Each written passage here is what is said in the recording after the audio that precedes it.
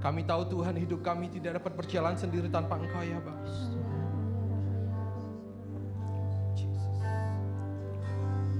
Bila Engkau tak besertaku,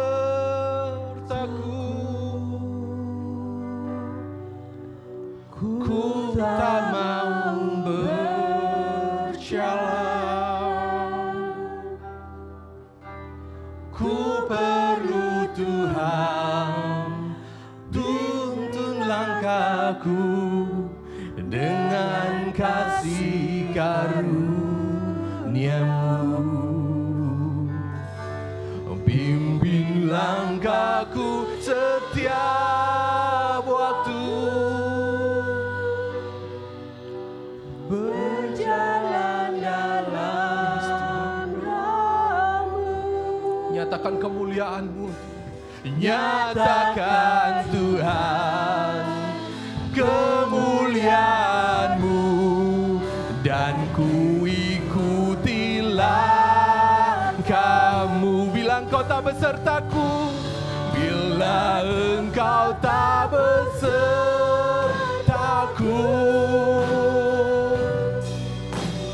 ku tak mau berjalan.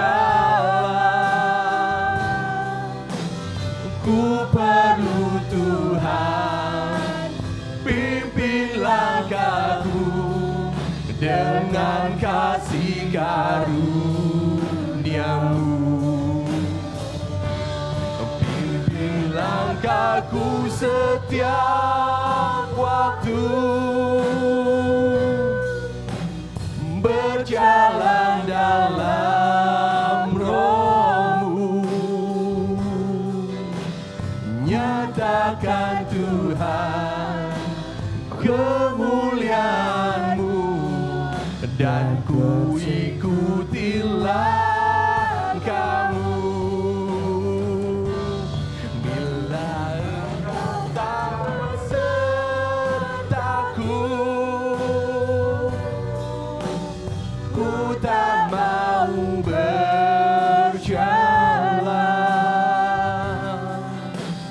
Ku perlu Tuhan, pimpin langkahku dengan kasih karunia-Mu.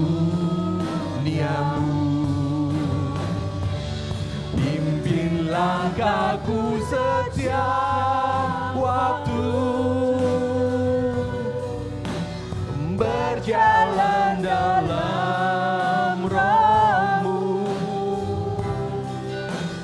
Nyatakan Tuhan kemuliaan-Mu, dan ku ikuti langkahku. Pimpin langkahku setiap waktu, berjalan dalam Roh-Mu.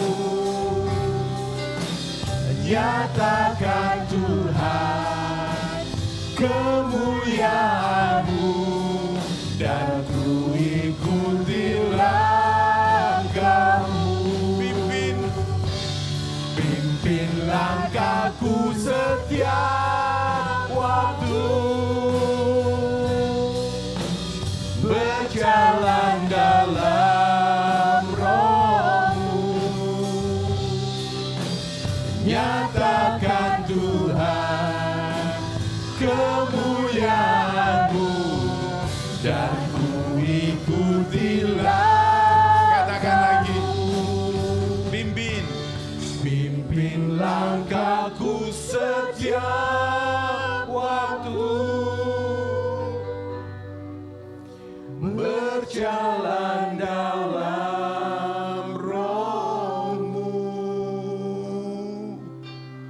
Nyatakan Tuhan kemuliaan-Mu, dan ku ikuti langkah-Mu. Pimpin kami Tuhan, Engkau gembala kami, Engkau di depan kami, dan kami mengikuti langkah-Mu. Jangan biarkan kami yang di depan Tuhan. Jangan biarkan Tuhan.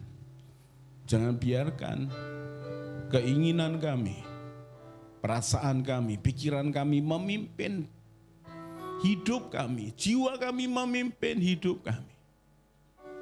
Biar Engkau di depan kami ya Tuhan. Engkau yang ajar kami hidup dalam Roh-Mu. Dan kami ikuti langkah-Mu. Kami mau ikuti langkah-Mu. Ambil saat teduh sebentar. Teduh, tenangkan, jangan mikir yang lain. Kami teduhkan pikiran kami Tuhan, supaya kami bisa mendengar, bahkan mendengar detak jantung kami, mendengar tarian nafas kami.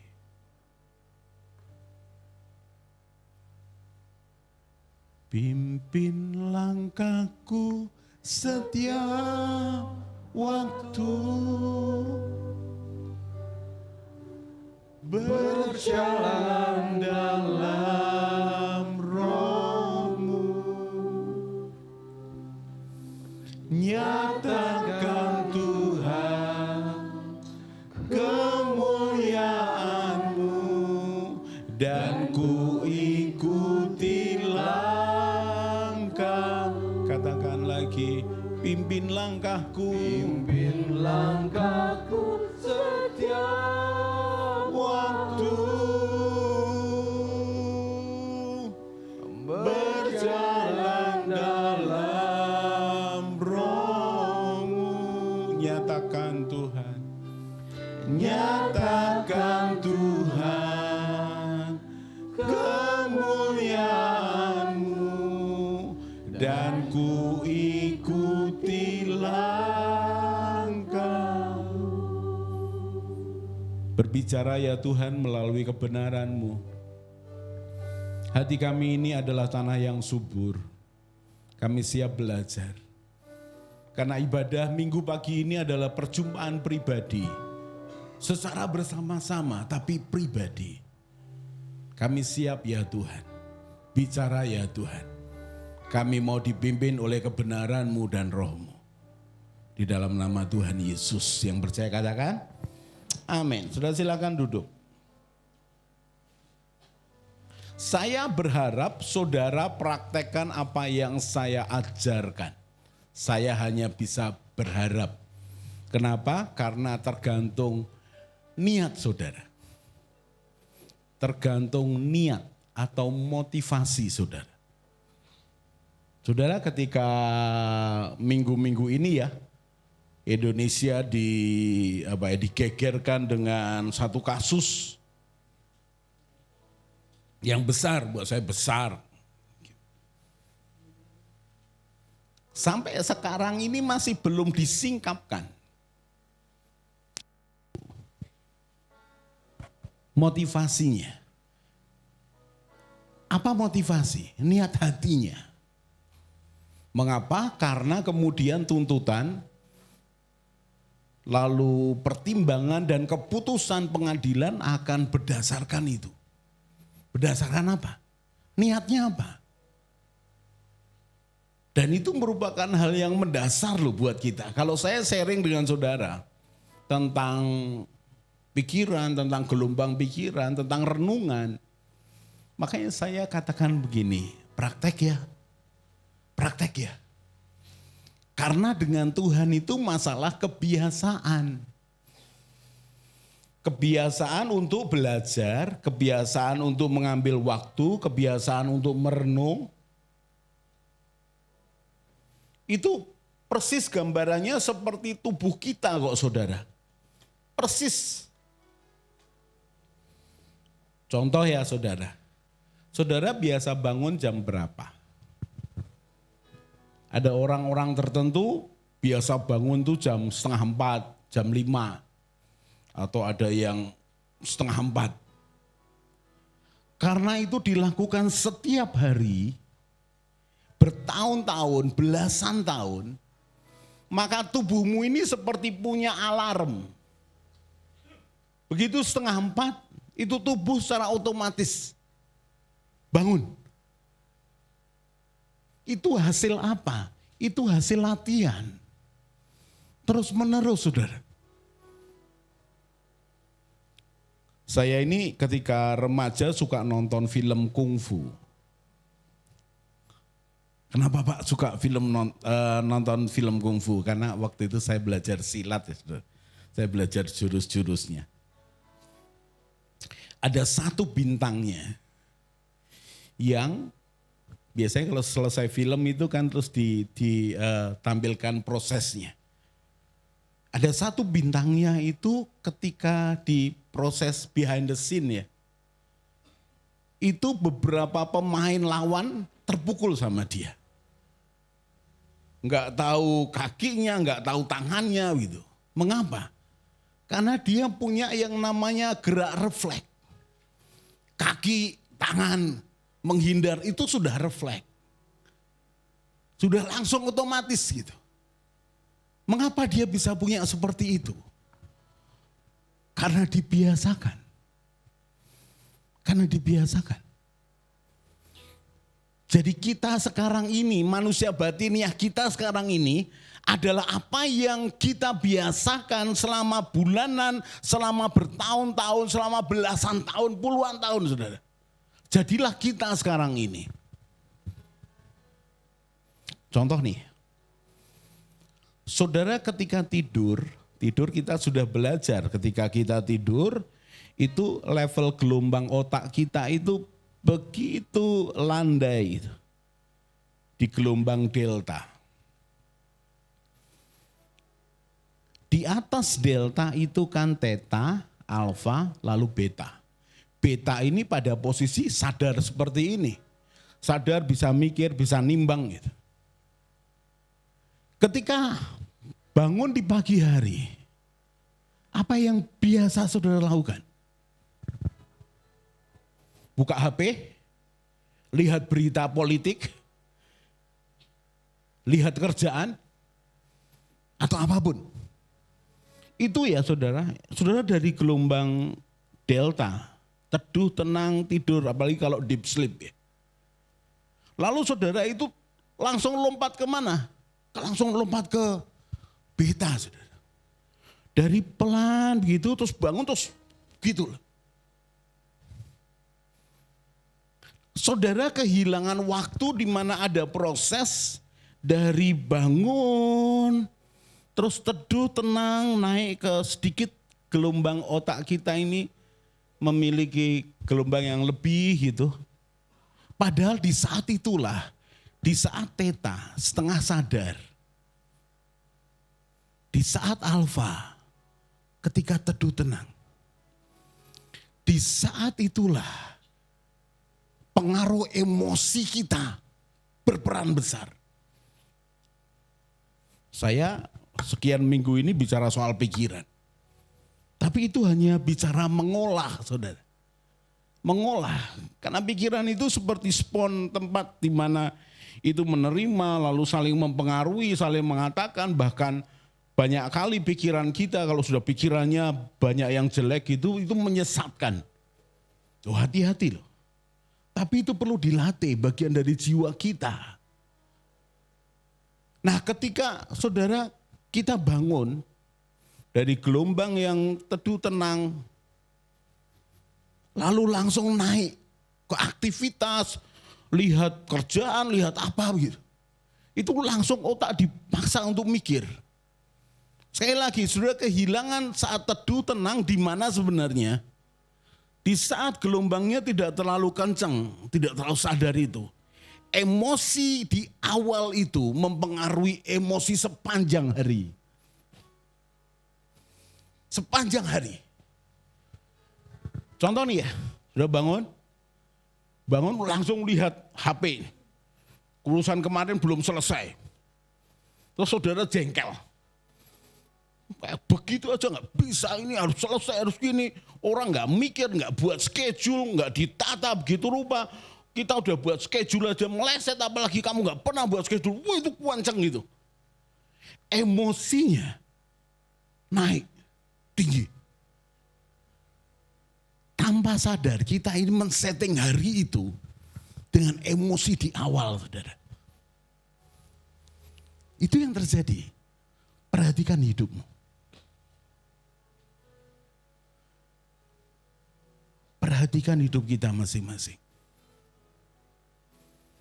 Kalau hubungan dengan Tuhan itu bicara kebiasaan, apakah saya dan saudara membangun kebiasaan untuk teduh, tenang, cari Dia, buka pikiran kita, buka hati kita? Terbiasa enggak? Oh, saya terbiasa. Oke, enggak apa-apa. Enggak ada yang tahu kok. Tenang aja. Tapi saudara akan tahu ketika apa? Tiba-tiba ada tekanan, tiba-tiba ada yang mengagetkan, tiba-tiba muncul sesuatu yang di luar prediksi saudara. Itu boom, akan muncul apa yang kau bangun di dalam ini. Apakah kemarahan, sumpah serapah, ya, nyalahkan orang lain, menghakimi orang lain, itu langsung muncul. Bam. Kenapa? Ya itu dalammu. Makanya orang kalau ngalami Tuhan, praktek dengan Tuhan, cari Tuhan, itu pasti punya penguasaan diri, buah-buah roh. Coba perhatikan buah roh, Galatia 5 ayat 22 atau 23. Munculkan itu dulu nak. Saudara ngikuti ya pembelajaran ini ya. Tetapi buah roh ialah kasih. Kasih itu tidak egois. Care, peduli, memperhatikan orang lain. Sukacita. Damai sejahtera. Sukacita itu bicara emosi, saudara. Emosi yang penuh dengan ucapan syukur. Senang gitu. Dan tanpa kita sadari, pikiran keputusan kita itu masih awal. Bagaimana bisa naik ke Tuhan? Ternyata naiknya dengan dua. Niat hati dan emosi saudara. Jadi yang dikelola di sini ini kan baru untuk membangun kita. Tapi kalau mau jadikan doa, itu bukan pikiran kita loh. Bukan pikiran semata-mata. Itu harus dibalut dengan emosi, perasaan yang menginginkan Tuhan, membutuhkan Dia. Dengan niat hati itu dorongan yang besar, apa itu? Aku pengen Tuhan. Lo bayangkan kalau setiap hari dimulai dengan begitu, indah loh saudara. Saudara bisa punya masalah seperti orang lain, cara ngadepimu beda. Kenapa? Teduh, tenang. Ada sukacita yang menjadi kebiasaan. Damai sejahtera, teduh tenang, sabar. Lalu murah hati. Ini bukan masalah kaya raya, bukan loh. Ini masalah peduli dan mau mengulurkan tangan. Masih ingat segelas air? Saya pernah diajari Tuhan memberi segelas air. Loh itu dihitung loh saudara.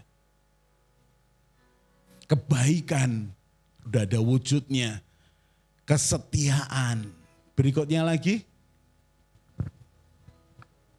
kelemah lembutan, penguasaan diri. Saudara tidak bisa punya penguasaan diri kalau tidak terbiasa teduh tenang. Saudara. Tutup mulutmu, redakan pikiranmu, tenangkan pikiranmu. Kalau saudara nggak terbiasa begitu, saudara akan dikenal sebagai orang yang kemerungsung. Saudara. Kalau saya sharing begini, saya latihan sejak lahir baru, umur 17 tahun. Menguasai pikiran. Pikiran saya di masa remaja itu jahat, jelek. Sama orang lain jahat. Siapa yang tahu pikiran kita? Kita dan Tuhan. Dan pikiran itu bisa liar. Oh tak lawan kamu, oh tak beginikan kamu, tak buat gini. Tak balas kamu. Pikiran remaja. Yang penuh kepahitan karena kondisi hidup dengan ibu tiri dan tekanan ekonomi yang menyusahkan. Lahir baru. Dan mengalami itu. Saya berkali-kali sharing dengan saudara. Ada buku yang mengubah saya, mensupport akan kebenaran firman bahwa hidup dan mati dikuasai oleh lidah. Dan saya belajar bukunya, saya masih ingat bukunya. Pengarangnya itu memang tahun 85-an, banyak yang belum lahir. 85-an itu namanya Edward de Bono. Saya pelajari, nah sekarang saya mau sharing sedikit dengan saudara. Saya masih ingat kalau firman saya dengar dari majalah waktu itu namanya Tulang Elisa. Sama buku kecil, Watchmeni, bicara apa? Kendalikan lidahmu. Padahal lidah ini bisa muncul karena pikiran, bisa muncul karena alam bawah sadar. Saya baca bukunya Tulang Elisa, saya nggak tahu sekarang tulangnya masih ada atau tidak. Saya masih simpan sampai dengan hari ini. Buku kecil itu. Lalu buku sekuler karena ini bicara soal psikologi. Saya baca bukunya Edward de Bono. Lalu saya melatih diri. Nah dengan Tuhan itu latihan saudara. Kalau saya dan saudara duduk manis mendengarkan setelah itu melupakan sama sekali, ya nggak ada dampaknya apa-apa. Apalagi kalau kita punya blocking di sini, selesai saudara. Halah omonganmu aku nggak mau dengar, selesai saudara. Saudara pulang tetap dengan makian yang sama, aku nggak mau dengar, selesai. Aku hidup lebih baik, selesai saudara. Tidak ada perubahan apa-apa, padahal saya dan saudara mesti dibaharui dalam roh dan pikiran. Coba lihat Efesus 4 ayat 23. Sudah baca mulai dari ayat 20 ya. Tapi saya mau kita perhatikan Efesus 4, 23. Supaya kamu dibaharui di dalam roh dan pikiranmu. Kita udah belajar banyak di sini. Harus latihan saudara. Harus latihan. Nah Edward de Bono itu saya baru sharing sekarang ya. Ngajari begini. Kalau ngalami sesuatu ya. Coba pikir yang pertama adalah kenyataannya apa? Jadi dia ini yang saya pakai sepanjang puluhan tahun sebenarnya. Dia ajarkan gini, setiap orang itu kalau mikir itu ada topi, dia pakai topi. Topi itu topi imajiner, dia nggak baca pakai topi. Itu yang pertama, topi putih itu bicara soal fakta. Soal apa adanya. Nah banyak orang berhenti di sini. Kenapa? Karena menyangkali kenyataan. Masih ingat 2 minggu yang lalu kita ini bisa berubah, pertama apa? Terbuka. Oke, berikutnya menerima. Lalu merenungkan. Berubah. Dan luas loh. Karena tidak bisa orang kau paksa dengan caramu. Nah ketika orang tidak bisa terima kenyataan, itu udah masalah di sini. Untuk perubahan lebih lagi. Kenyataan bahwa anakmu salah ditangkap polisi. Tapi engkau mengatakan enggak dia orang yang baik. Itu enggak akan ada perubahan loh. Pertama harus terima dulu kenyataannya seperti itu. Anakmu tuh salah pakai narkoba, anakmu tuh salah. Anak kita dihukum di sekolah. Berapa banyak orang tua ngamuk tanpa lihat dasarnya. Tanpa lihat latar belakangnya. Tanpa lihat kesalahan anaknya. Lu poinnya itu dulu. Berikutnya, ada yang namanya topi merah di imajinasi ya. Itu bicara apa? Itu bicara perasaan. Apa perasaanmu tentang itu? Apa intuisi? Feelingmu bicara apa? Karena sebenarnya perenungan itu dialog. Jadi kalau saudara merenungkan firman, sebenarnya munculkan dialog. Dengan munculkan dialog, saudara teduh tenang, saudara bisa mulai belajar kebenaran. Kebenaran itu baru menjadi dasar, raw material, bahan baku, belum diproses apa-apa. Bagaimana diprosesnya? Ditanyakan. Kebenarannya seperti apa kenyataannya. Berikutnya, kalau aku di titik itu, aku rasakan seperti apa. Sudah nggak usah peduli yang lain, sudah engkau itu subjektif sekali. Berikutnya, saya nggak usah sebutkan topi-topinya ya saudara. Apa halangannya, apa masalahnya? Apa sih masalahnya? Nanti saya akan munculkan satu contoh, lalu kita lihat dari sisi ini. Berikutnya, apa keuntungannya ya? Apa dampak bagusnya ya? Bahkan dalam hal yang buruk, yang jahat. Berkali-kali saya katakan. Bahkan orang fitnah, orang jahat pun saya mau terima dulu. Minimal dari 100 omongannya ada 5 poin. Bagus buat saya. 95 poinnya fitnah belaka. Tapi itu membuat hati kita ini terbuka. Siapapun. Jadi pertama lihat kenyataannya. Kemudian perasaannya seperti apa. Lalu ini dampaknya kemana ya? Oh dipikirkan, apalagi manfaatnya apa ya? Buat aku, buat banyak orang. Dan di titik itu saudara, itu muncul yang namanya jalan keluar. Kreativitas. Kita sudah belajar, tidak bisa di gelombang beta, enggak bisa. Harus teduh, tenang. Merenung, bahkan inspirasi, kreativitas muncul di sana. Nah saya membiasakan itu sebenarnya dari puluhan tahun. Sehingga menjadi pemikir sudah. Jadi menjadi pemikir, apalagi ketika saya menjadi programmer, analisis program. Saya harus menganalisa suatu masalah. Contoh di gudang teknik. Itu ribuan spare part. Dan saya katakan pada bapaknya, bisakah dibagi slow moving and fast moving? Apa itu Pak? Saya terangkan. Apa yang saya coba lakukan? Saya transfer knowledge. Pengetahuan saya pindahkan ke dia sampai dia paham. Oke? Karena saya mau buat bantu Bapak untuk programnya. Ini ratusan juta loh Pak. Stok Bapak. Kecil tempatnya saudara. Mungkin hanya 5 kali 4. Saya bekerja dengan dia hampir 1,5 bulan.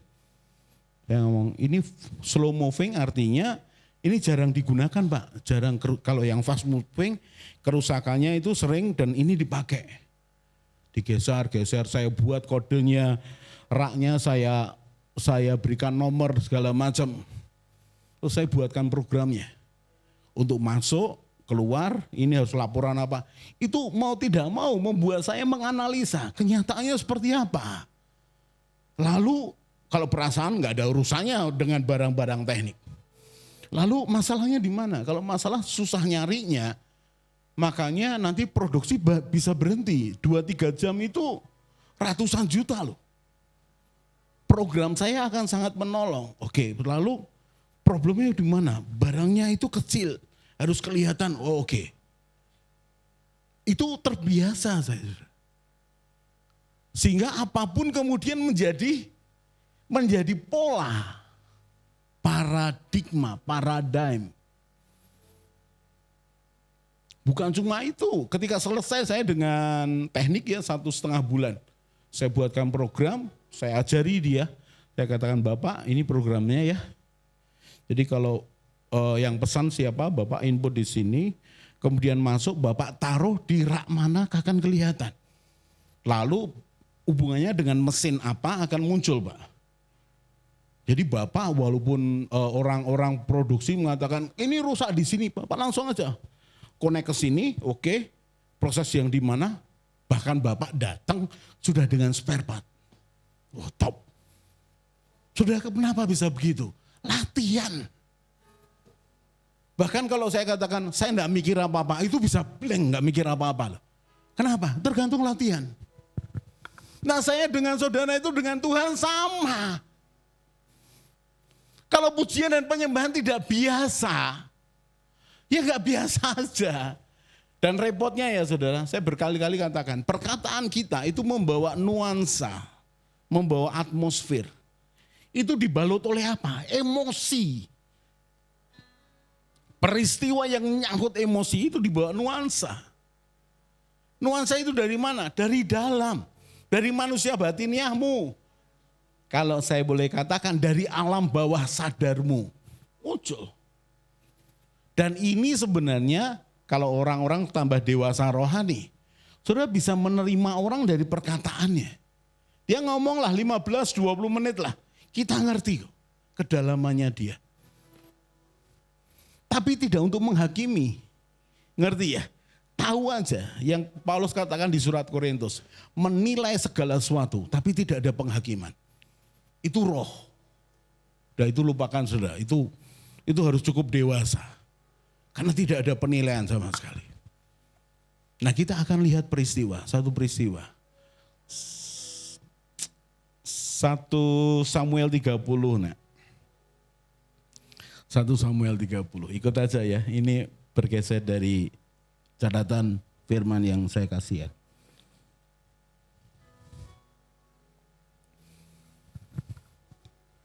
Ya, 1 Samuel 30. Sudah perhatikan dulu ke depan, saya ceritakan dulu latar belakangnya. Daud dengan para pengikutnya, berapa itu? 600 orang. Tadinya 400 orang di Gua Adulam, mereka adalah orang-orang yang kecewa, orang-orang yang gak bayar utang, orang pemberontak, itu dikumpulkan Daud. Dan figur Daud lah yang menyatukan mereka. Kenapa? Karena brengseknya masih banyak saudara. Tapi ketika Daud bicara, mereka nurut. Dari 400 orang di Gua Adulam dalam prosesnya jadi 600 orang. Ketika lari dari Saul, ini 600 orang ikut Daud. Bahkan ketika Daud pura-pura gila ya anak buahnya tahu. Teler, baju nggak karuan, meleleh, ludahnya, terus menggaruk-garuk pintu kota, persis kayak orang gila. Ya anak buahnya tahu. Berikutnya dalam pelarian, gila terus, enggak itu pura-pura gila. Dalam pelarian, anak buahnya ini menjadi prajurit yang hebat. Lalu mereka lari dari Saul ke daerah Filistin. Sudah perhatikan, kalau Filistin itu bisa orang Filistin, tapi itu daerahnya besar dan kota-kotanya banyak. Kota-kotanya banyak. Dia lari ke musuhnya Saul sehingga tidak dikejar lagi. Lalu dia berpura-pura menjadi prajuritnya. Suatu kali ada yang mempengaruhi. Ini kan Daud, ini kan orang Israel asalnya. Jangan-jangan dia jadi pengkhianat. Suruh dia pulang. Sudah baca di dalam 1 Samuel 25 sampai 30 ini. Nah kita akan baca yang 30. Apa yang terjadi di 30? Dia pulang dari dalam tanda petik diusir, nggak boleh ikut perang. Pulang nih ke daerahnya yang bernama Siklak. Kita baca. Ketika Daud serta orang-orangnya sampai ke Siklak pada hari yang ketiga, perjalanannya cukup jauh. Orang Amalek telah menyerbu tanah Negeb dan Siklak. Siklak telah dikalahkan oleh mereka dan dibakar habis.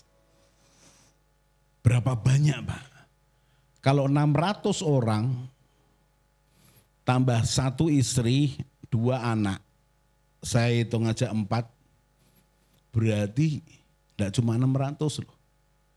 Tapi sekitar 2.500-an orang. Rumahnya berapa banyak? Dianggap aja bukan rumah, kemahnya. Saya anggap satu keluarga satu kemah. Itu besar saudara. Perempuan-perempuan dan semua orang yang ada di sana tua dan muda telah ditawan mereka dengan tidak membunuh seorang pun. Mereka menggiring sekaliannya kemudian meneruskan perjalanannya. Orang Amalek mengambil, menjarah, membakar yang sisa-sisanya. Kemudian ini tawanan dibawa semua, enggak ada yang dibunuh. Anak laki-laki, yang laki-laki dan perempuan telah ditawan. Ketika Daud dan orang-orangnya sampai ke kota itu, tampaklah kota itu terbakar habis. Dan istri mereka serta anak mereka yang laki-laki dan perempuan telah ditawan. Lalu menangislah Daud dan rakyat yang bersama-sama dengan dia itu dengan nyaring. Ikut sedih loh saudara. Sampai mereka tidak kuat lagi menangis. Nangis loh. Ini nangis, mau nangis India, nangis Hollywood, Bollywood, apapun mau nangis gitu. Dari nada rendah, nada sedang, nada tinggi, udah naik itu. Bayangkan. Loh ini prajurit loh. Ini pemenang loh, ini petarung loh, nangis. Artinya begitu pedih. Kita perhatikan ya. Juga kedua istri Daud ditawan, yakni Ahinoam perempuan Yisrael dan Abigail bekas istri Nabal orang Karmel itu. Dan Daud sangat terjepit. Karena rakyat menyatakan hendak melempari dia dengan batu. Artinya mulai ada kasak kusuk. Perhatikan ya, selalu ada pencipta masalah, troublemaker. Dimanapun lah, di kelas, ada di pekerjaan, ada di pelayanan, ada di gereja, ada di masyarakat, ada, selalu ada begitu. Lalu mereka mulai bisik-bisik. Lah ya kita ini sudah nurut sama Daud. Suruh pergi-pergi semua, kita pergi semua, yang ada cuma istri dan anak-anak kita. Sekarang dijarah harta kita, dibawa anak-anak kita dan istri kita oleh orang-orang Amalek. Ini kan pasti Daud bisa bisik. Dari 1, 2, 3, 5, 10, 50, 100, 200, 300. Itu kalau orang Semarang ya, yang lain denger gitu ya, langsung ngobrol, memang. Sudah perhatikan ya, ini melenceng sedikit. Orang yang mudah dipengaruhi oleh suasana, oleh omongan orang lain, oleh penilaian orang lain. Artinya dia tidak memiliki prinsip hidup. Apa itu prinsip hidup? Itu yang saya sharing dengan saudara soal kesimpulan kehidupan berdasar kebenaran. Itu kesimpulan kehidupan. Gampang tersulut, marah. Saya karena sekali lagi dari awal terbiasa, kenyataannya kayak apa sih? Secara emosi sebenarnya terlibat apa sih? Positifnya apa sih? Negatifnya apa sih? Lalu jalan keluarnya apa? Lalu next step-nya apa? Karena sudah terbiasa begitu. Dengar sesuatu tidak langsung telan mentah. Makanya orang yang konseling pranikah, konseling nikah, lebih lagi konseling nikah. Ya, menikah sudah berapa tahun? Sudah 15 tahun. Oke. Oh, apa masalahnya? Istri saya itu begini. Oke. Langsung di otak saya muncul 15 tahun. Saya tarik balik. Dulu nikahnya gimana? Dipaksa? Enggak. Oke. Masalah itu muncul kapan? Di tahun keberapa? Tahun 13. Nah, berarti ada yang baik toh. Kenapa saya bisa ngomong begitu? Karena terbiasa. Oh, nganalisa gitu. Dan tidak kemudian begini, ketika dia menjelek-jelekan istrinya terus saya ngomong, lah yo, wong wedok itu memang kaya ngono, apa? Loh piye toh? Lah kan saya kanseler.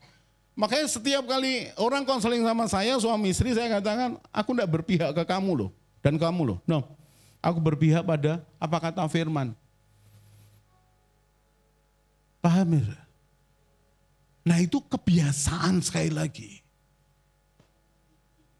Mari bangun kebiasaan dengan Tuhan. Balik lagi ke Daud. Dan Daud sangat terjepit. Karena rakyat mengatakan hendak melempari dia dengan batu. Berapa orang? Minimal 600 orang laki-laki. Loh kok minimal Pak? Lah siapa tahu anaknya juga sumbu pendek. Ngerti sumbu pendek saudara? Gampang tersulut. Bahkan beberapa orang ngomong, oh nah ini dia nggak sumbu pendek. Kenapa? Nggak punya sumbu. Langsung meledak. Saudara punya sumbu atau tidak? Meledak gitu. Urusanmu saudara. 600 orang, mungkin yang lain. Anak-anaknya mendengar, bapak-bapaknya ngomong, dia mendengarkan, tambah ngamuk, ikut ngamuk. Ngamuk ke siapa? Daud. Seluruh rakyat itu telah pedih hati masing-masing karena anaknya laki-laki dan perempuan. Perhatikan. Tetapi Daud menguatkan kepercayaannya kepada Tuhan Allahnya. Kok bisa ya? Ini Daud nangis nih. Nangis, ikut nangis. Dia ingat istri-istrinya, dia ingat anaknya, ikut nangis. Lalu dia mendengar ada bisik-bisik. Lalu orang mulai geser, kenapa? Cari batu. Lalu orang mulai ngangkat. Dia terpojok.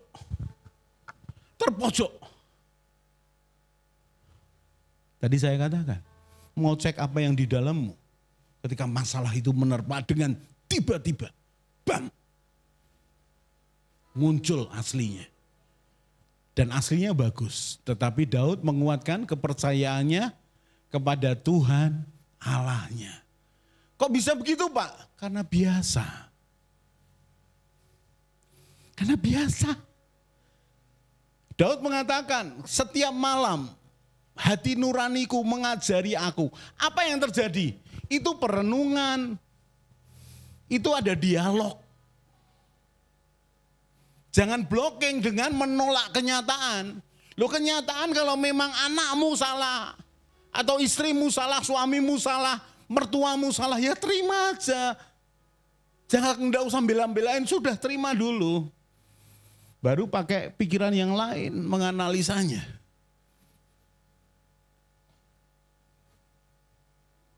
Daud, setiap malam hati nuraniku mengajari aku. Apa itu? Dialog. Makanya saya berseru-seru dengan saudara, ayo latihan. Kenapa? Saya puluhan tahun saudara. Dan saya sharing di khotbah sekian waktu yang lalu. Suatu kali saya akan sharing dengan saudara soal emosi, soal perasaan yang membangun nuansa. Itu naik pada titik hadirat Tuhan, saya kalau boleh istilahkan. Daud dalam keadaan terdesak. Yang muncul apa? Kebiasaannya. Dia menguatkan kepercayaannya. Siapa itu? Dia sendiri. Kok bisa begitu ya? Karena biasa. Tidak menyalahkan orang lain, tidak menyalahkan diri sendiri. Terima kenyataan, dianalisa positif negatifnya, bertobat. Lalu men-setting ulang semuanya. Terbiasa, berubah. Efesus 4:23, berubahlah oleh roh dan pikiranmu. Kenapa? Karena di pikiran itu loh ada ketakutan dan kekhawatiran. Bukan di perasaanmu, no, perasaan itu ngikuti. Tapi pertama karena di sini, peperangan kita di awal itu, peperangannya di pikiran, di jiwa. Makanya harus dilatih. Sudah perhatikan ulangan 6, lompat ke ulangan 6 dulu. Nanti balik ke sini. Ulangan pasal yang ke-6 ayat yang ke-5 coba. Kasihilah Tuhan Allahmu dengan segenap hati. Itu niat hatinya mau ngasih Tuhan. Dengan segenap jiwa. Membiasakan pikiranmu. Berdialog, ambil waktu. Jangan ketika sibuk. Teduh, tenang. Di sana Tuhan bicara. Di sana ada jalan keluar. Dan dengan segenap dengan segenap kekuatanmu, apa itu? Fisik. Saudara capek seharian terus mau doa, enggak kuat. Kenapa? Tubuhmu enggak support. Ya, saudara paksain, nanti tunggu aja. 15 menit kemudian ada suara kereta. Kenapa? Fisiknya enggak support. Jadi saudara kalau mau ikuti doa yang panjang begitu ya sebenarnya diatur tubuhmu. Jangan terlalu kenyang. Kenapa? Ngantuk. Kan gitu. Jangan terlalu capek. Kenapa? Bisa support tubuhmu. Kasihilah Tuhan Allahmu dengan segenap hatimu, dengan niat hatimu. Dengan segenap jiwa di dalam pikiranmu, perasaanmu. Keinginanmu dengan segenap kekuatan fisikmu. Berikutnya. Apa yang kuperintahkan kepadamu pada hari ini haruslah engkau perhatikan.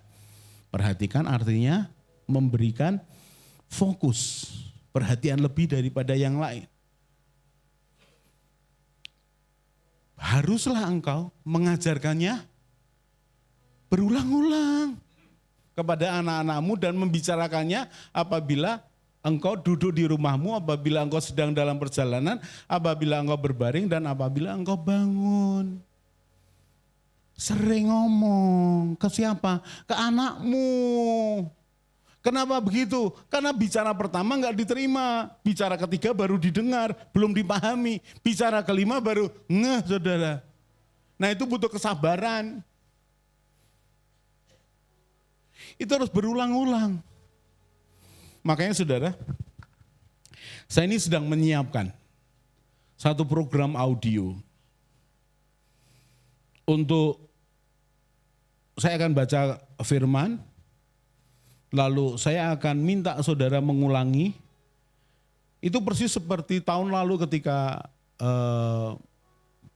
diparafraskan bahasa sehari-hari, tapi ini lebih dalam lagi. Apa itu?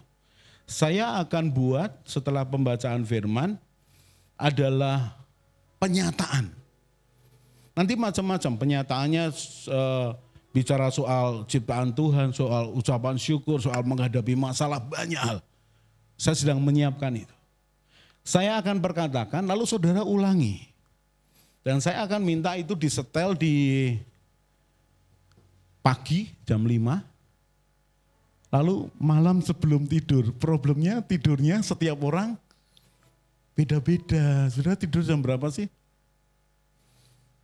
Jam 8, jam 9, sudah masih sore loh itu. Jam 9 sore, iya. Jam 10 aja sore kok saudara. Loh kok bisa begitu? Jamnya beda. Jam 11, jam 12, saya nanti pikirkan itulah. Ngulangi saudara. Dan itu lembut. Itu saudara mungkin 5-10 menit itu sudah langsung terlelap. Tapi saya akan buat. Apa yang sebenarnya saya ingin kita alami. Saya ingin kita memasukkan kebenaran firman. Masuk di alam bawah sadar. Karena sebenarnya di alam bawah sadar itulah muncul respon refleks.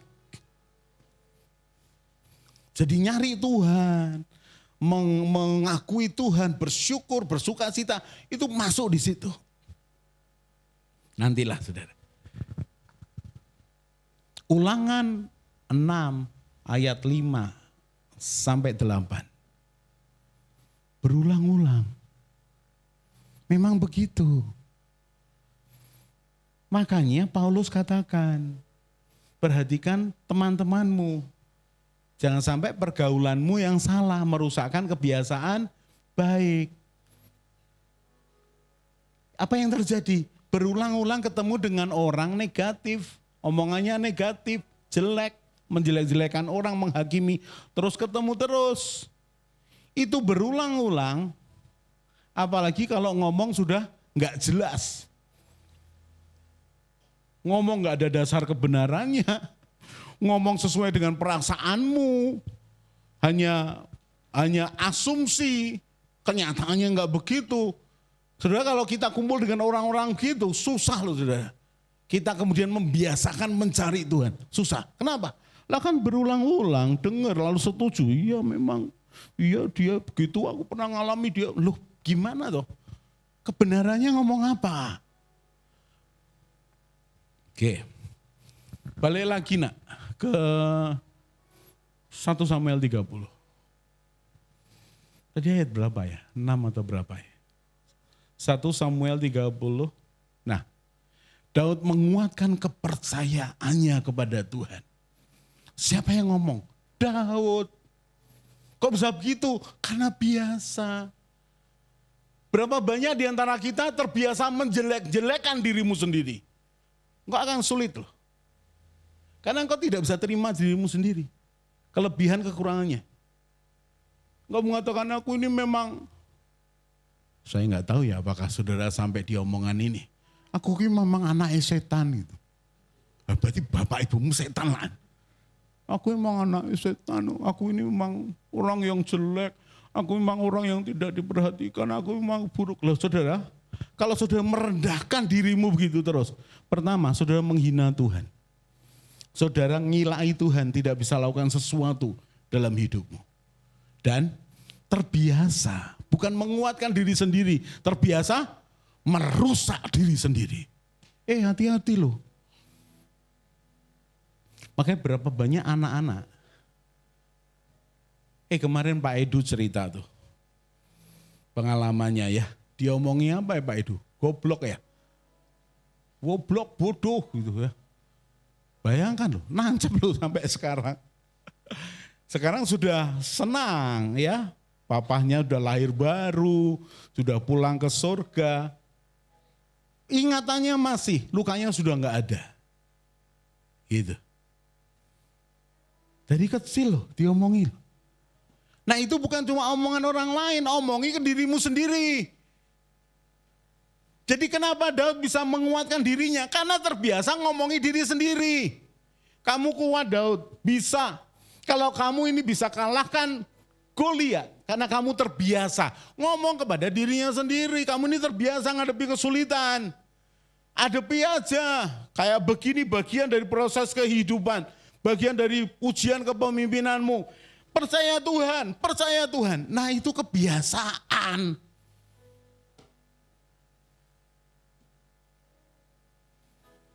Berikutnya, indah sekali ini berikutnya. Lalu Daud memberi perintah kepada Imam Abiatar bin Ahimelek. Bawalah efod itu kepadaku.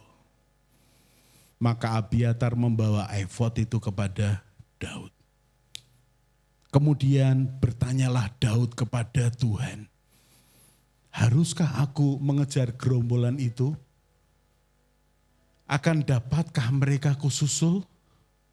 Ia berfirman kepadanya, kejarlah sebab sesungguhnya engkau akan dapat menyusul mereka dan melepaskan para tawanan. Kok bisa dengar Tuhan? Karena teduh tenang, karena biasa. Bayangkan loh, dari sudah nangis rombongan, ya, nangis masal, kemudian mulai melihat kosak-kusuk, dia mulai disalah-salahkan, dia lihat ratusan orang bawa batu untuk membunuh dia sendirian. Saudara kalau saudara pemimpin, panggilanmu pemimpin, ada waktunya sendirian. Tidak ada siapapun, sendirian. Saudara harus terlatih. Kalau tidak berat, sendirian. Siapapun saudara, bayangkan. Daud sendirian. Lalu menguatkan dirinya. Daud, kamu tidak akan mati dilempari batu seperti ini. Daud, ingat ya, Tuhan mengasihi kamu. Daud, ingat ya, kamu pernah perang dan menang terus menerus. Daud, ingat ya, orang-orang ini terluka, bisa dipahami. Mereka emosi, mereka tidak jahat. Daud nih. Berikutnya menguatkan kepercayaannya. Berikutnya apa? Langsung langkah rohani. Abiatar bawa efod itu. Langkahnya itu langsung rohani. Bukan begini, ayo kumpul semua, tak beritahu ya bahwa aku Daud ini juga kehilangan kayak kamu. Halah. Kenapa? Terlalu banyak yang diberitahu. Yang penting apa? Langkah berikutnya. Dengan Tuhan. Seorang itu sudah mau ngasih tahu orang per orang. Saya anggap 1.000 orang. Plus anak-anaknya yang udah besar. Sudah mau ngasih satu. Aku beritahu ya. Repot kalau Daud itu terlalu mikir perasaan orang lain terus menerus. Berlebihan. Secukupnya aja. Keputusan pemimpin.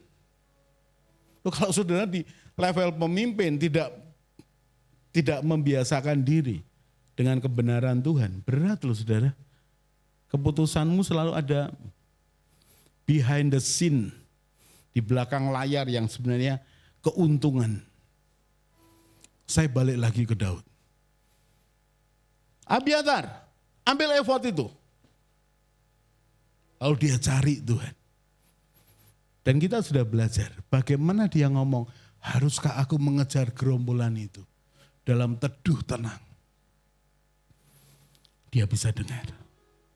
Kita sudah tahu, oh itu gelombangnya turun. Tidak mikir istrinya, anaknya, prajuritnya. Tidak. Teduh tenang. Aku mau cari Tuhan. Niat hati. Aku cari Tuhan. Nyatakan kehendak-Mu ya Tuhan. Nah di dalam prosesnya tadi saya katakan.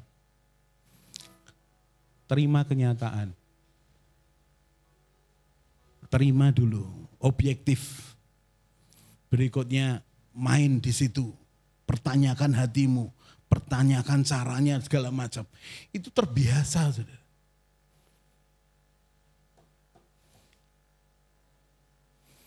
Daud tahu apa yang dia lakukan. Daud tidak punya blocking. Dengan Tuhan dia begitu terbuka. Indah loh saudara. Indah.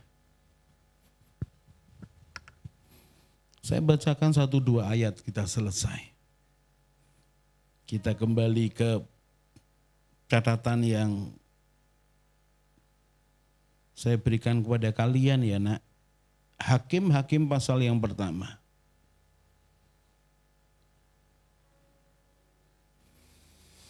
Belajar dari orang Israel ya. Belajar dari orang Israel.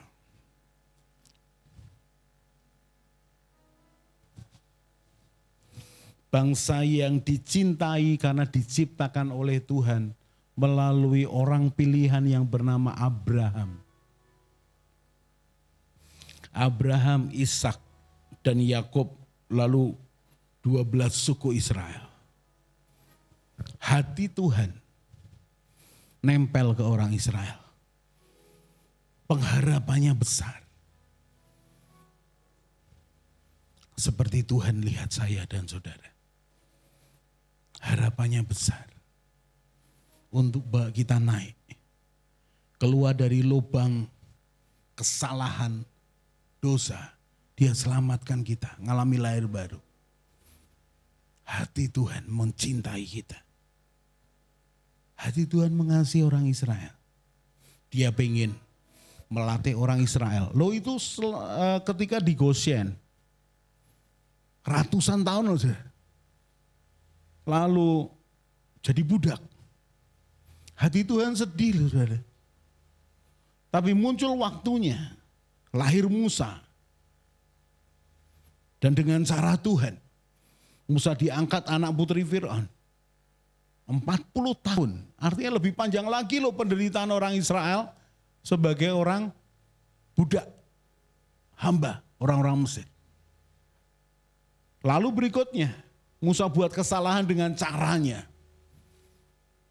Musa lari dari Firaun. Kemana? Ke tanah Midian, itu sangat jauh. 40 tahun. Tunggu lagi prosesnya. Siapa itu? Orang Israel. Lalu perhatikan ya, ada waktu di mana Tuhan itu mengajari kita soal kesetiaan dan ketekunan. Itu sepertinya nggak ada apa-apa. Engkau pelayanan ya sepertinya biasa, normal, latihan apa. Orang yang kau temui ya sepertinya biasa. Itu menguji kesetiaan dan ketekunan. Kenapa? Karena suatu kali dibutuhkan dalam peperanganmu. Tapi harus latihan.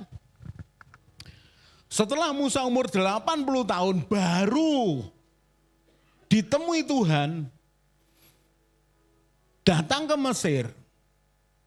Orang Israel melihat apa? Mujizat demi mujizat. Lebih daripada penyihir-penyihir Mesir. Itu hati Tuhan loh.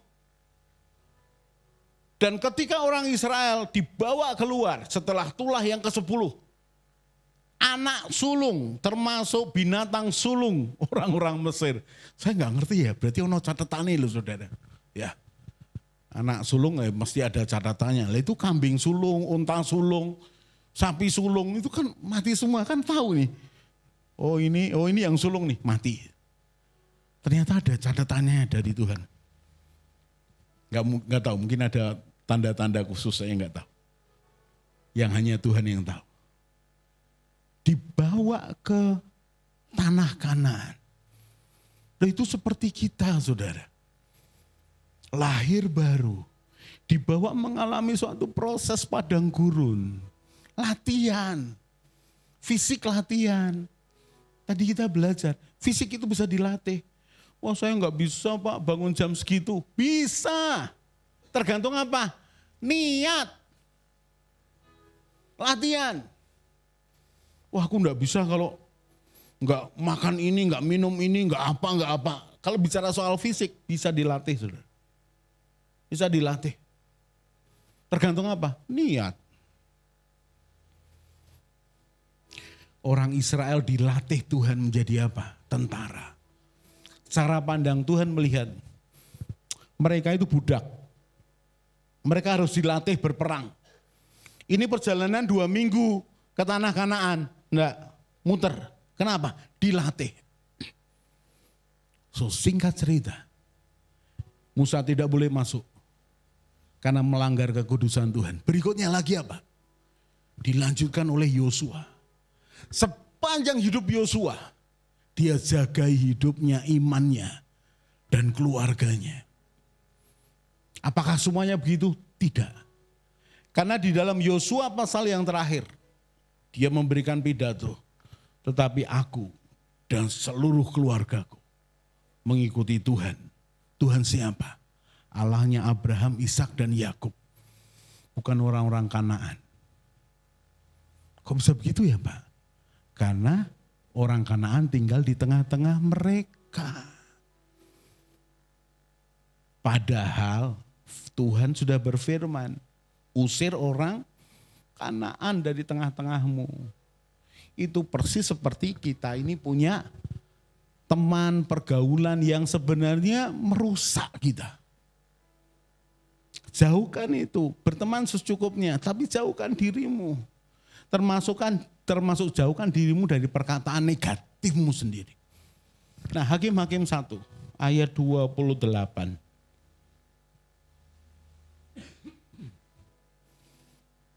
Setelah orang Israel menjadi kuat, jadi ini sudah keluar dari Mesir ya, sudah masuk ke Kanaan, Yosua sudah prosesnya sudah mati ya, saya baca aja deh. Mereka membuat orang Kanaan itu menjadi orang Rodi dan tidak menghalau mereka sama sekali. Suku Efraim pun tidak menghalau orang Kanaan yang diam digeser. Sehingga orang Kanaan itu tetap diam di tengah-tengah mereka digeser. Berikutnya, suku Sebulon tidak menghalau penduduk Kitron dan penduduk Nahalot. Sudah baca ayat berikutnya. Dibiarkan itu ada di situ. Berkenan di hadapan Tuhan? Tidak. Lompat nak. Hakim-Hakim 2. Ayat yang pertama. Lalu malaikat Tuhan pergi dari Gilgal ke Bokim dan berfirman, telah kutuntun kamu keluar dari Mesir. Dia ingatkan orang Israel. Dan kubawa ke negeri yang kujanjikan dengan bersumpah kepada nenek moyangmu, Abraham, Ishak dan Yakub. Dan aku telah berfirman, aku tidak akan membatalkan perjanjianku dengan kamu untuk selama-lamanya. Ini loh Tuhan kita. Kasih setianya ya dan amin. Persis seperti kita di dalam penebusan Yesus Kristus. Berlaku untuk selama-lamanya. Berikutnya, ayat yang kedua. Tetapi janganlah kamu mengikat perjanjian dengan penduduk negeri ini. Mezbah mereka haruslah kamu robohkan. Tetapi kamu tidak mendengarkan firman-Ku. Mengapa kamu berbuat demikian? Lagi, aku telah berfirman, aku tidak akan menghalau orang-orang itu dari depanmu. Tetapi mereka akan menjadi musuhmu. Dan segala Allah mereka akan menjadi jerat bagimu. Berikutnya. Setelah malaikat Tuhan mengucapkan firman itu kepada seluruh orang Israel, menangislah bangsa itu dengan keras. Selanjutnya. Maka tempat itu dinamai Bokim. Lalu mereka mempersembahkan korban di sana kepada Tuhan. Berikutnya. Setelah Yosua melepaskan bangsa itu pergi, maka pergilah orang-orang Israel itu masing-masing ke milik pusakanya untuk memiliki negeri itu. Itu karena begitu luas. Dan bangsa itu beribadah kepada Tuhan sepanjang zaman Yosua dan sepanjang zaman para tua-tua yang hidup lebih lama daripada Yosua. Yosua sampai umur berapa? 110 tahun. Berikutnya dilanjutkan. Itu artinya Ulangan pasal yang ke-6 mengajari anak-anaknya itu masih jalan terus. Ulangan 4 ayat yang ke-9 sampai 11. Janganlah lupa engkau janganlah lupa. Ingat pengalaman pribadimu dengan Tuhan. Ajarkan pada anakmu, cucumu, cicitmu. Itu jalan terus. Tapi berikutnya bagaimana? Mereka melupakan. Dan yang telah melihat segenap perbuatan yang besar yang dilakukan Tuhan bagi orang Israel. Lanjut. Dan Yosua bin Nun hamba Tuhan itu mati pada umur 110 tahun. Lompat di Hakim-Hakim 3, kemudian kita selesai.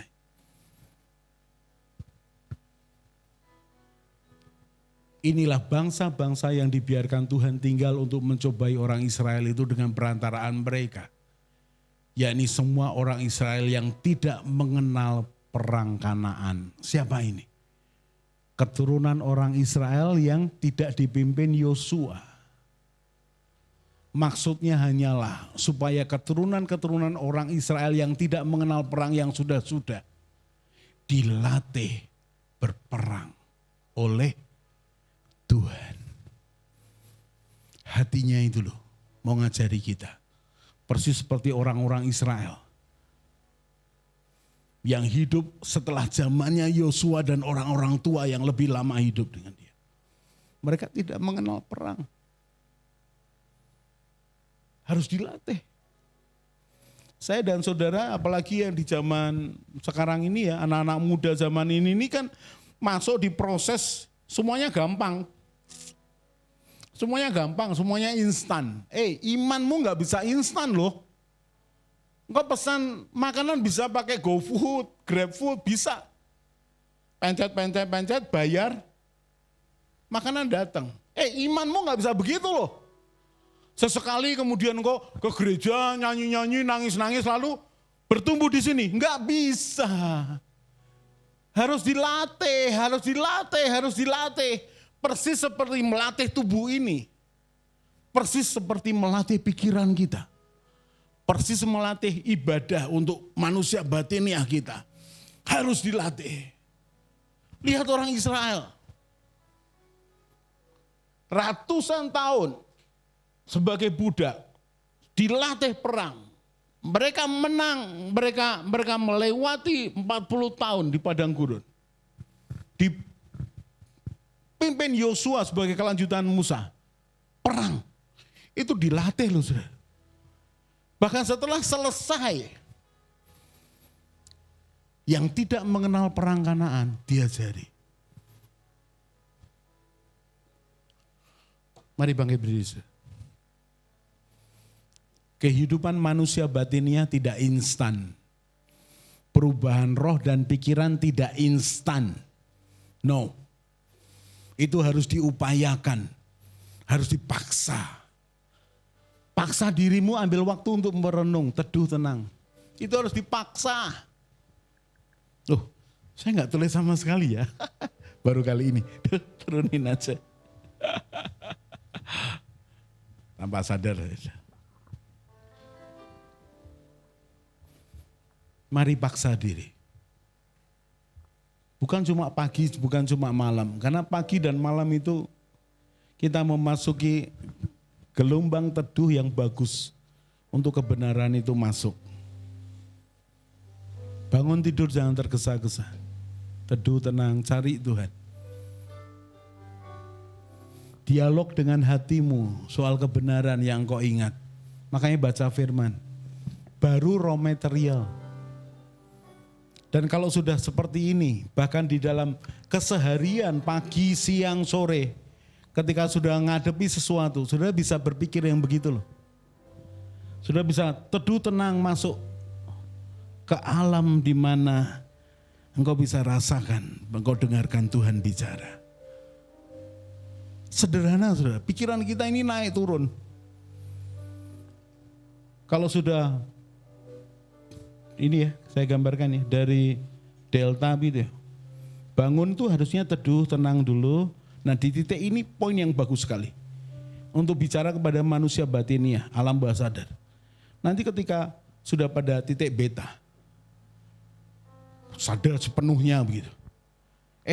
Biasakan teduh tenang. Kok bisa begitu? Memang. Lah perhatikan ketika saudara fokus tertentu itu tenang. Lagi mikir tenang itu tenang lagi. Nanti ada masalah naik lagi terus begitu. Tapi kalau engkau sudah terbiasa, engkau akan bisa dengar. Persis seperti seorang pemanah yang sedang berlomba. Gegap gempita banyak orang mensupport dia, ayo. Lalu dia mendekati tempatnya. Diambil busurnya. Diambil anak panahnya. Dia lihat teduh, tenang. Itu alamnya. Sudah frekuensinya teduh, tenang. Dia fokus. Bukan beta, sudah mulai turun ke alfa. Bahkan pada titik. Begitu fokus. Dan bam. Dapat. Nah hidup kita seperti itu. Mari belajar. Saya ingin kita nyanyikan lagu yang bahasa Inggris dulu. Sedikit berbeda saudara. If your presence doesn't go with us. Ini perkataan Musa bicara kepada Tuhan ketika Tuhan marah dengan orang Israel. Tuhan itu begitu marah dengan orang Israel sampai di depan Musa mengatakan, aku akan musnahkan bangsa ini dan aku akan buat keturunan dari kamu Musa. Lalu Musa mengingatkan Tuhan, berdialog. Tuhan, engkau sudah sejauh ini loh. Apa kata orang lain? Engkau tidak mampu untuk menghadapi keras kepalanya bangsa ini. Bahkan ya Tuhan, kalau perlu hapus namaku. Tapi ini umatmu. Bayangkan saudara. Syafaatnya pada titik hapus namaku dari buku kehidupan. Bahkan kasarnya, buang aku ke neraka. Asal umatmu selamat. Lalu Tuhan sadar. Baik.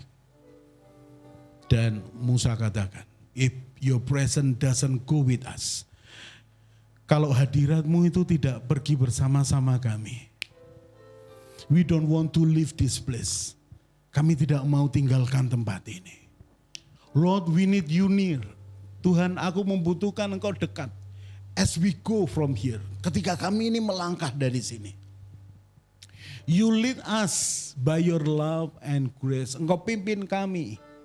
Engkau pimpin kami. To lead us by your love and grace. Dengan kasih dan karuniamu. May your presence fill us every day. Every day loh saudara. Terus menerus saudara. Biar hadiratmu itu mengisi kami, memenuhi kami. May your spirit lead the way. Rohmu yang memimpin. Lord, sampai pada itu. Dia yang pimpin.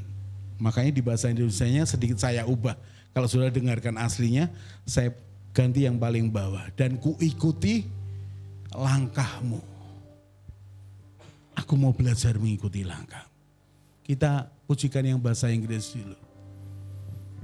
If your presence doesn't go with us,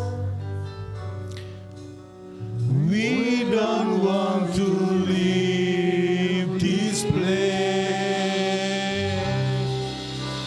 Lord, we need you near as we go from here to lead us by your love and grace. May your presence fill us every day. May your spirit lead the way. Lord, to you we call. Let your glory fall, and may your presence go with us. Katakan dari awal. If your presence doesn't go with us. Kalau hadiratmu tidak ada bersama-sama kami, kami tidak mau meninggalkan tempat ini ya Tuhan. Tuhan, kami membutuhkan Engkau dekat. Sejalan kami bergeser dari tempat ini untuk memimpin kami dengan kasih dan karunia-Mu ya Tuhan. May your presence fill us. Dan biarkan hadirat-Mu itu mengisi kami, memenuhi kami setiap hari. May your spirit. Dan hidup kami ini dipimpin oleh Roh-Mu ya Tuhan. Lord, to you kami panggil nama-Mu Tuhan. Dan biar kemuliaan-Mu turun. And may your presence go. Katakan sekali lagi. If your presence doesn't go with us, we don't want to leave this place. Lord, we need you near as we go from here to lead us by your love and grace. Lead us, may your presence fill us every day. May your spirit lead. Biar Roh-Mu yang memimpin perjalanan kami Tuhan. Lord, to you we call. Let your glory. Kita pujikan bahasa Indonesianya. May your presence go with us. Bila Engkau tak besertaku, ku tak mau berjalan, ku tak mau berjalan.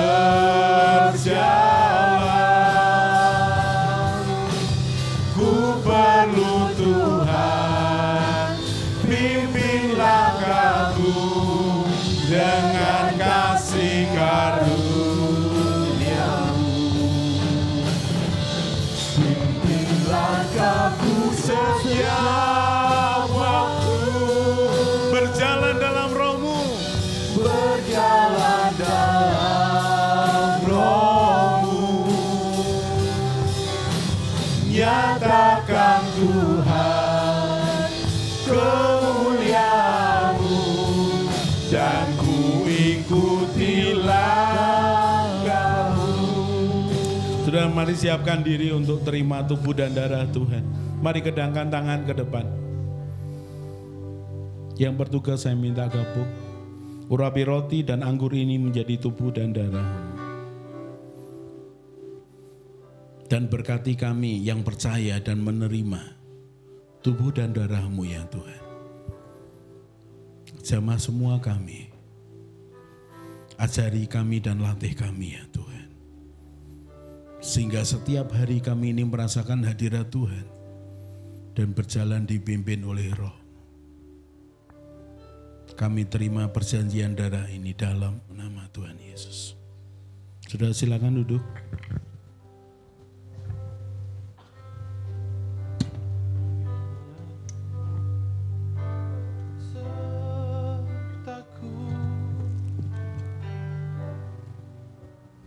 Ku tak mau berjalan, ku perlu Tuhan, pimpin langkahku dengan kasih karunia-Mu.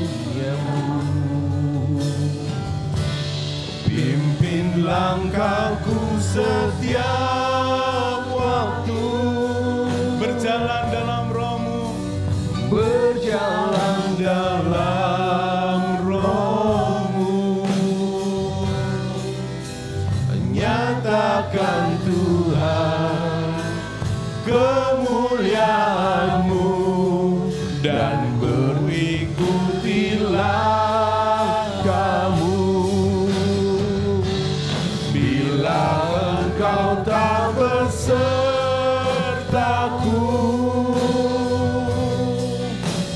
ku tak mau berjalan.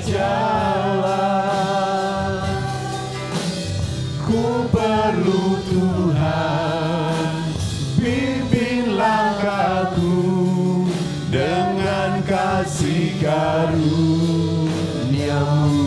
Pimpin langkahku. Pimpin langkahku setiap waktu, berjalan dalam Roh-Mu. Nyatakan Tuhan. Nyatakan Tuhan kemuliaan-Mu dan ku ikutilah kamu. Bila Kau tak bersamaku, Bila Engkau tak besertaku,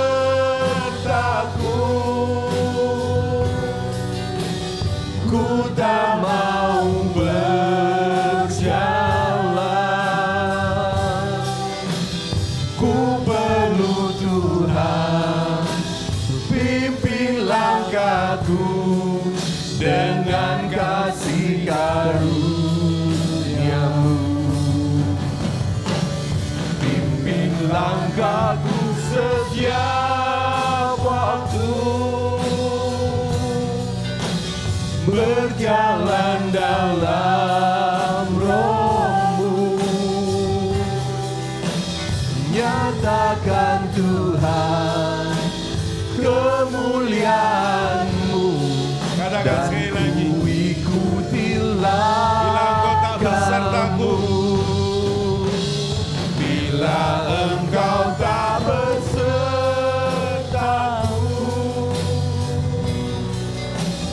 ku tak mau berjalan. Ku tak mau, pimpin langkahku dengan kasih karunia-Mu. Pimpin langkahku setiap waktu, berjalan dalam Roh-Mu. Nyatakan Tuhan Mari bangkit berdiri. kemuliaan-Mu dan ku ikuti langkah-Mu. Kita ambil saat teduh, pujikan dengan lembut. Engkau tak besar. Sudah ambil saat teduh, tutup matamu, buka hatimu, cari Tuhan.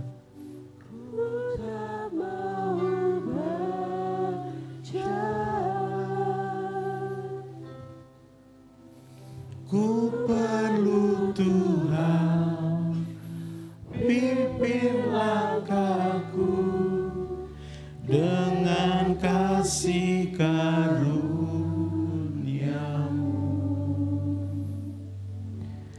Hilangkan aku setiap waktu berjalan dalam roh, berjalan dalam roh-Mu. Nyatakan Tuhan kemuliaan-Mu, dan ku ikutilah Kamu. Mari angkat tubuh Tuhan. Sebab apa yang telah aku teruskan kepadamu telah aku terima dari Tuhan, yaitu bahwa Tuhan Yesus pada malam pada waktu Ia diserahkan mengambil roti, dan sesudah itu Ia mengucap syukur atasnya, Ia memecah-mecahkannya dan berkata, inilah tubuhku yang diserahkan bagi kamu. Perbuatlah ini menjadi peringatan akan aku. Saudara boleh baca firman yang ada di dalam tubuh Tuhan ini. Siapa tahu bicara dalam hidupmu saat ini. Setelah itu angkat dan makan bersama-sama di dalam nama Tuhan Yesus.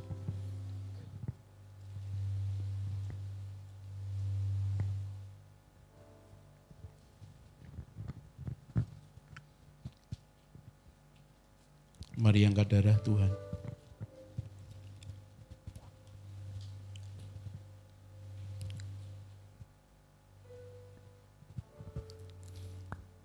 Demikian juga Ia mengambil cawan sesudah makan lalu berkata, cawan ini adalah perjanjian baru yang dimeteraikan oleh darahku.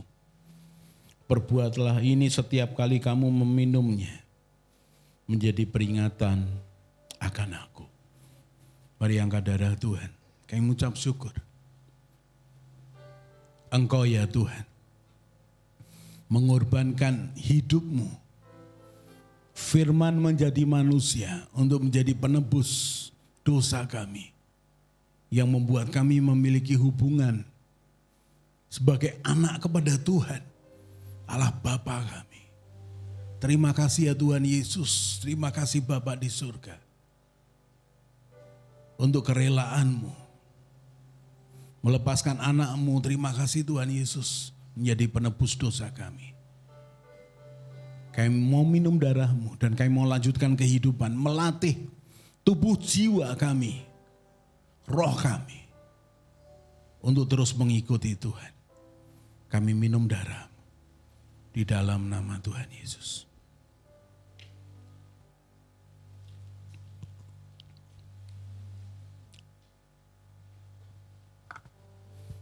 Ambil saat teduh, saudara. Ucapkan syukur. Dari dalam hati, ucapkan syukur. Katakan terima kasih Tuhan. Terima kasih ya Tuhan untuk kesempatan. Terima kasih ya Tuhan untuk kehidupan. Terima kasih untuk firman ya Tuhan. Kami mengucap syukur ya Tuhan. Pimpin langkah kami setiap waktu. Pimpin langkahku setiap waktu. Berjalan dalam roh-Mu. Berjalan dalam roh-Mu. Nyatakan Tuhan kemuliaan-Mu, dan ku ikutilah Kamu. Pimpin langkahku setiap waktu. Berjalan dalam roh-Mu. Menyatakan Tuhan kemuliaan-Mu, dan ku ikutilah Kamu. Pimpin langkahku setiap waktu.